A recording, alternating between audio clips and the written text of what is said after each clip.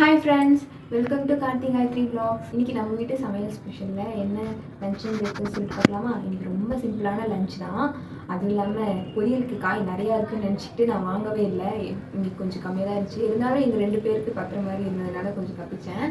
அது மட்டும் இல்லாமல் இவ்வளோ நாளில் நான் பண்ணாத ஒரு விஷயம் லஞ்ச் பேக்கில் பண்ண போகிறேன். ஸ்நாக்ஸ் வைக்க போகிறேன். அது என்ன ஸ்நாக்ஸ்ன்னு சொல்லிட்டு பார்க்கலாம் வாங்க. மார்னிங் பிரேக்ஃபாஸ்ட் தோசை கொஞ்சம் மொத்தமாக தான் சுட்டிருக்கேன். ஏன்னா முன்னாடி சொல்லியிருப்பேன் தோசைக்கல் ஒழுங்காக இல்லை அப்படி சொல்லிட்டு, அதனால் மொத்தமாக சுட்டதுனால தான் தோசை மாதிரி வந்துச்சு. இல்லைன்னா உப்புமா கூட வந்திருக்காது. ஆக்சுவலாக எனக்கு மெலிசா சுட தான் பிடிக்கும். ஆனால் இப்போ கல் தோசை மாதிரி சுட்டுட்ருக்கேன். கல் தோசைனா மொத்தமாக சுடுறது பிடிக்கும். நான்ஸ்டிக்கில் இப்படி சுடுறது பெருசாக எனக்கு விருப்பம் இல்லை தான். இருந்தாலும் வேறு வழி இல்லை, தோசைக்கல் வாங்குற வரைக்கும் இப்படி தான் மேனேஜ் பண்ணணும். அதுக்கு சைடிஷ் சட்னி தான் செஞ்சுருக்கேன். கார சட்னியில் கொஞ்சமாக தேங்காய்லாம் போட்டு அரைச்சி வதக்கி செஞ்சுருக்கேன். ஸ்மெல் ரொம்ப நல்லாயிருக்கு. இது எங்களுக்கு 2 பேருக்கும் போதும். ஏன்னா கொஞ்சம் காரமாக தானே இருக்கும். ஹஸ்பண்ட் காரமாக இருந்தால் நிறைய போட்டுக்க மாட்டாங்க. அதனால் கொஞ்சமாக தான் செஞ்சுருக்கேன்.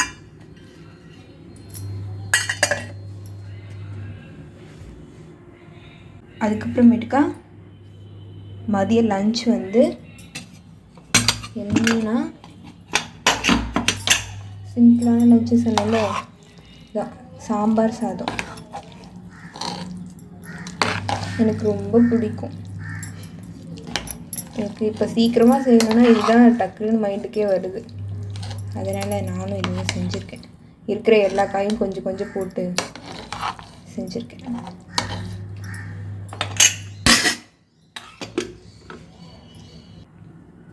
அதுக்கு பொரியல் கேரட் பீன்ஸ் பொரியல்.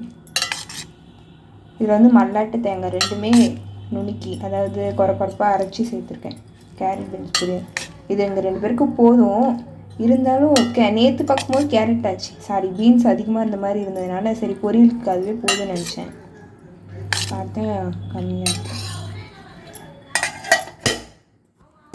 அதுக்கப்புறமேட்டுக்கா ஸ்நாக்ஸ்ன்னு சொன்னால அந்த ஸ்நாக்ஸ் எள்ளு உருண்டை தான்.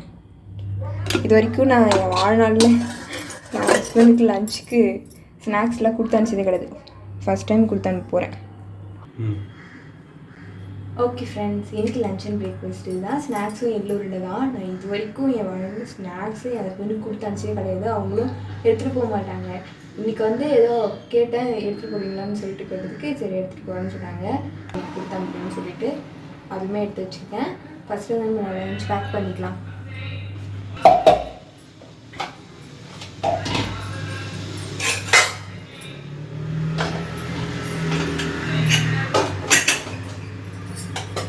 ரொம்ப சிம்பிளான லஞ்ச் மெனு, டேஸ்டியாக இருக்கும். ஆனால் இந்த சாம்பார் சாதத்துக்கும் என் ஹஸ்பண்டுக்கும் ஒரு கதை இருக்குது. ஃபஸ்ட்லாம் இதில் பெருசாக அவங்க சாப்பிட மாட்டாங்க. இப்போ என்னென்னா எப்போ கேட்டாலும் ஈஸியாக கேட்டால் இந்த சாம்பார் சாதம் தான் செய்ய சொல்கிறாங்க. அது என்ன லாஜிக்கு எனக்கு தெரியல.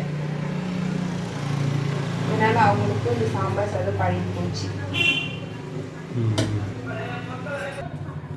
மறந்துட்டேன், இதில் கடைசியாக கொஞ்சம் நெய் விட்டால் நல்லாயிருக்கும் டேஸ்ட்டு. அதை அப்படியே மறந்துட்டேன். இதில் விட்டுறேன், நல்லா கலக்கி சாப்பிட்டுக்கோங்க. டேஸ்ட் நல்லா இருக்கும். போதுமா?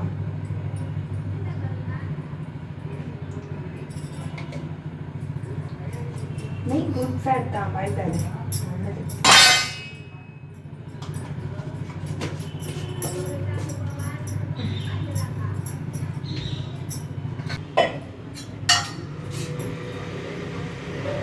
अरे பொரியல் அதிகமாக வைக்கிறேன்னு சொல்லிட்டு இன்னைக்கு பொரியல் உண்மையாகவே கம்மியாக தான் வைக்கிறேன். எனக்கு கொஞ்சம் கஷ்டமாக தான் இருக்குது. போதும் தான் நிரம்புதுன்னு சொல்கிறேன். ஆனால் நிறைய தான் இருக்காங்க, நிறைய தான் இருக்கு. இருந்தாலும் கொஞ்சம் கம்மியாக இருக்கும்.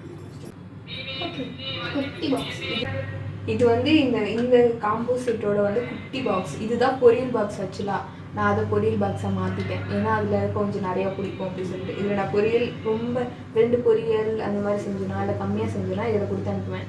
இப்போ அந்த குட்டி பாக்ஸ் அது மேலே வைக்கிற பாக்ஸ் இருக்கிறதுனால நான் இது யூஸ் பண்ணுறது கிடையாது. அதுக்கு முன்னாடி இதை வந்து உப்பு இதில் கொட்டி அந்த லஞ்ச் பேக்கில் வச்சுருவேன். அவங்களுக்கு உப்பு பத்தலைன்னா போட்டுப்பாங்கல்ல, அதனால அப்படி வச்சுப்பேன். இப்போ அது ஒரு வாட்டி எடுத்தோமா வெளியே, அதுக்கப்புறம் அது வைக்கவே இல்லை. சரி ஓகே, இன்னைக்கு இதுதான் பொரியல்.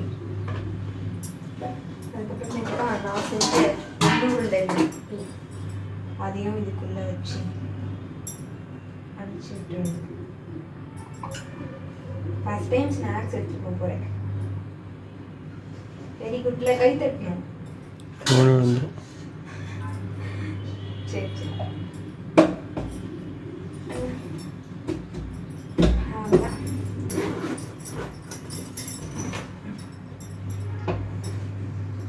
இன்னைக்கு ஃபர்ஸ்ட் இடம் உனக்கு தான், ஏன்னா நீ தான் ஊற்றாம இருக்கணும். செகண்ட் இடம் உனக்கு, தேர்ட் இடம் உனக்கு. ஓகே, ஊறாமல் இருக்கு.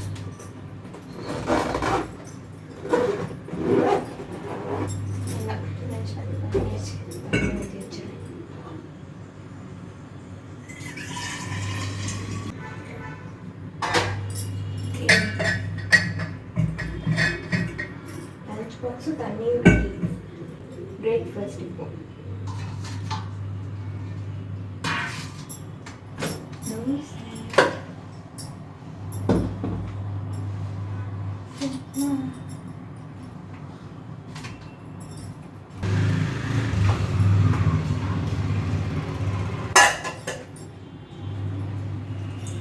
ஆக்சுவலாக எனக்கு தோசைலாம் சூடாக சாப்பிட்டா தான் பிடிக்கும்.